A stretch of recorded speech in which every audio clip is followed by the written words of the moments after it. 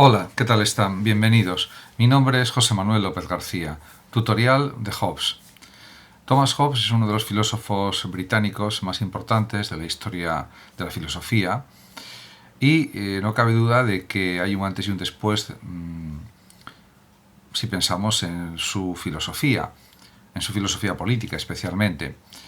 En cualquier caso, conviene comenzar a hablar de Thomas Hobbes pues indicando que nació en 1588, hijo de un pastor protestante, estudió en Oxford, aunque no mostró demasiado interés por la escolástica que entonces predominaba en aquella universidad.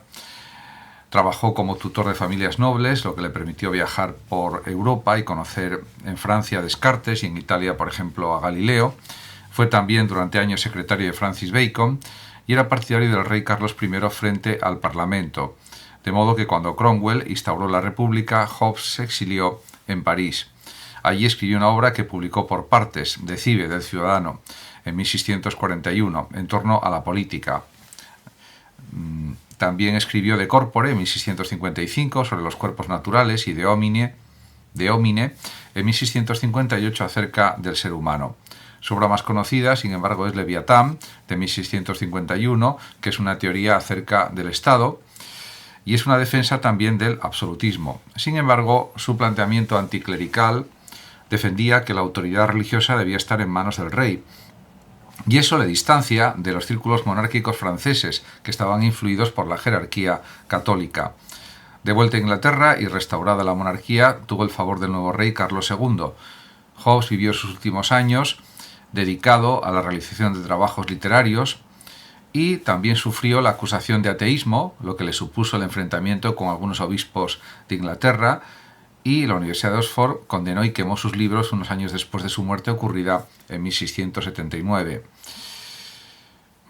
Podemos decir que en su pensamiento está presente claramente el materialismo, que es una teoría que afirma que la realidad se reduce a la materia y que esta es la única causa de las cosas.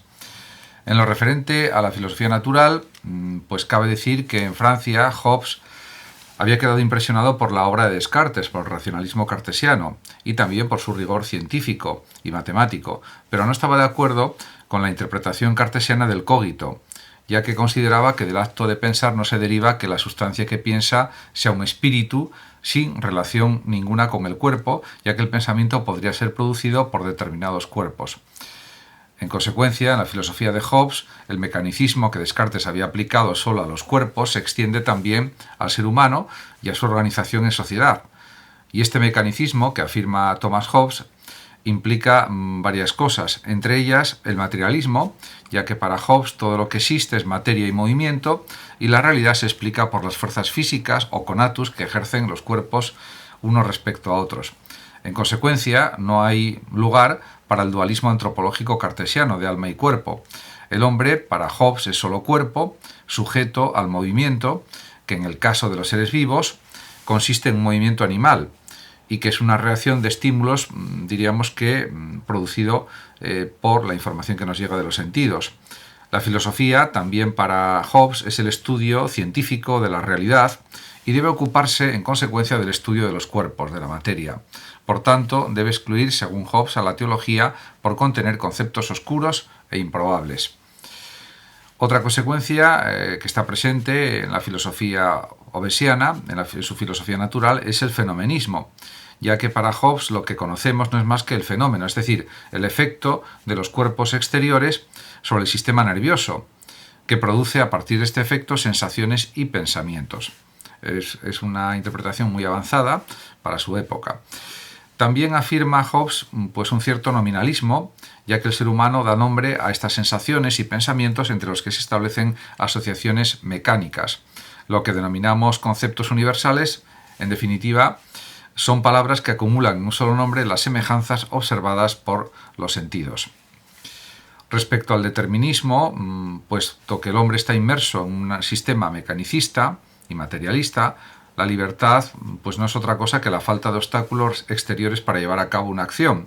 Se trata, en consecuencia, de una libertad externa. Así, un hombre libre pues puede decidir portar armas si no existe una ley que se lo impida. En cuanto a la moral, según Hobbes, se basa en nuestra aprobación de las sensaciones agradables y nuestra desaprobación de las desagradables. Por ejemplo, consideramos que la paz es buena porque nos produce sensaciones agradables. En cuanto a la filosofía política, Hobbes trata de fundamentar los principios de la sociedad civil en la naturaleza humana, entendida según este mecanicismo. Su objetivo es construir pues, una filosofía política científica que tenga el rigor y la necesidad de la geometría.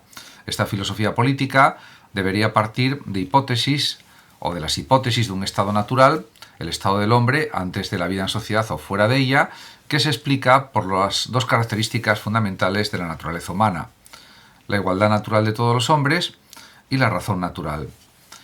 En este sentido, podemos pensar que para Hobbes todos los individuos, todos los sujetos tienen el mismo derecho sobre todo, y de esta igualdad nacen la competición y la desconfianza mutua. La consecuencia es un estado de guerra de todos contra todos. Si el poder está repartido por igual, todos pretenderán hacer prevalecer su derecho y así sobrevienen el caos y la guerra. Por otra parte, diríamos que este estado de guerra no es algo deseable. Por otra parte está también la razón natural, por la cual tenemos capacidad de previsión de nuestras necesidades mediante un cálculo prudente. Podemos decir que la misma naturaleza que nos lleva a la situación inicial de guerra, de todos contra todos, nos da el instrumento para desarrollar las leyes naturales, de la vida en común. De estas leyes se desprende la filosofía política y también la filosofía moral, la medida de lo que está bien, en definitiva, y de lo que está mal. En el Leviatán, en esta gran obra, Hobbes afirma que una ley natural, lex naturalis, es un precepto, una ley general que se descubre con ayuda de la razón, según la cual un hombre ha de evitar lo que puede destruir su vida o privarle de los medios para conservarla, así como hacer todo lo que él crea mejor para preservarla. Él considera, Hobbes, que es necesario que se forme un Estado y que tenga que haber unas normas que se concretan en un pacto que conviene a todos y que dará lugar a la sociedad y al Estado. Hobbes enumera 19 leyes naturales. Las 4 primeras son fundamentales: la búsqueda de la paz, primera ley de naturaleza, la capacidad de renunciar a los propios derechos que hace posible el pacto, el cumplimiento de los pactos y la aceptación de sus consecuencias, y la necesidad también de un poder coercitivo para el cumplimiento de las leyes naturales. Se puede decir que el pacto es el contrato por el cual los hombres dejarán atrás el estado de naturaleza, desde la perspectiva de Hobbes. Lo que los empuja a este pacto es el miedo constante y universal asociado al estado de naturaleza y al riesgo de muerte permanente. En este sentido, es entendible que para Hobbes lo que lleva a cada individuo a considerar que concluir dicho pacto conviene a su interés es un cálculo racional. El pacto entre los hombres producirá a la sociedad al mismo tiempo que el Estado, condición ineludible o condición necesaria para la vida en sociedad. El Estado, en consecuencia, para Hobbes, concentra el poder supremo y se encarna en un monarca o soberano absoluto que Hobbes lo llama el Leviatán. Podemos decir que desde esta perspectiva está claro que es necesario el contrato social y el Estado. Para los individuos, el pacto supone un contrato por el cual transfieren a un soberano los derechos ilimitados que tenían en el estado de naturaleza. Es entonces cuando aparece el Estado o sociedad civil en el que las tendencias individuales a la enemistad y a la guerra quedan claramente controladas por el temor al poder del soberano. Y una vez constituido el Estado, el pacto es irreversible. A partir de ese momento podemos decir que el poder soberano es la suma de todos los poderes individuales. En este sentido, este poder absoluto e indivisible lo es porque los poderes diversos se limitarían mutuamente. Del soberano dependen, por ejemplo, la justicia y la distinción entre el bien y el mal. Cuenta con todo tipo de privilegios con el fin de cumplir su misión, que es garantizar la seguridad y la paz. Por tanto, los ciudadanos están obligados a una obediencia unilateral, ya que el Estado no tiene ninguna obligación con los ciudadanos. Hobbes insiste en que el contrato se hace entre los ciudadanos y no entre los ciudadanos y el soberano. Por lo tanto, este no está obligado por un contrato del que no es parte. La soberanía deriva, en ese sentido, de ese pacto, pero el soberano no está sujeto siquiera a las leyes del Estado. Ese Estado, para que Hobbes se identifica con el soberano, es el Leviatán, al que Hobbes llama Dios mortal para subrayar su poder absoluto. En este sentido, Hobbes está defendiendo un Estado absolutista. Por otra parte, el soberano, según Hobbes, asume también la autoridad religiosa, porque el Estado no puede reconocer una autoridad independiente.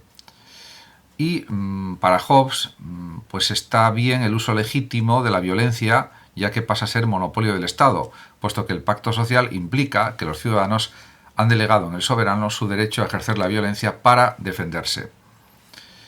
En este sentido, esto es muy discutido en Hobbes y bueno, es una parte de su filosofía política que pues parece algo negativo, porque claro, el Estado está legitimado para ejercer el terror sistemático, disuadir así a los ciudadanos de desobedecer la ley y garantizar en consecuencia el orden y la seguridad.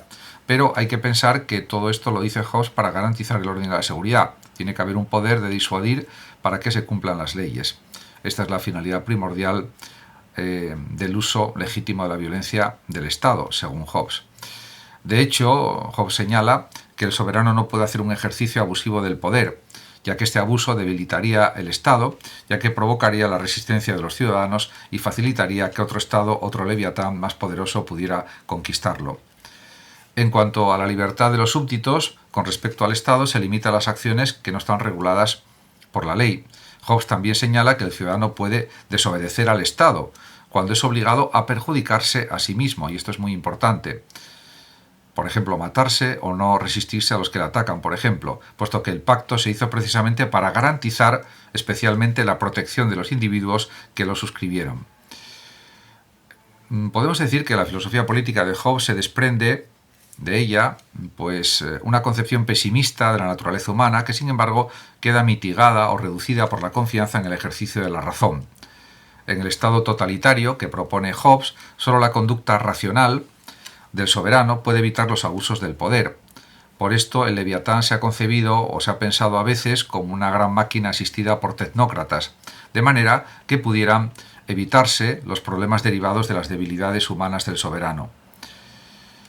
En este sentido, el poder absoluto del soberano no tiene en Hobbes ninguna relación con la teoría del derecho divino de los reyes. En este sentido, es una teoría revolucionaria que señala la importancia del poder en la vida social y que puede considerarse realista, en la misma línea que la de Maquiavelo. La teoría del Estado de Hobbes es una justificación pues del absolutismo que debe enmarcarse en su contexto histórico, una Europa todavía recorrida por la intolerancia religiosa y una Inglaterra inmersa en revoluciones y continuas y constantes luchas por el poder. Muchas gracias a todos por su atención, saludos como siempre a los oyentes de Radio Sofando de México y por último decir que los que lo deseen pueden compartir este vídeo en sus redes sociales, darle like o suscribirse a mi canal de YouTube. Hasta siempre.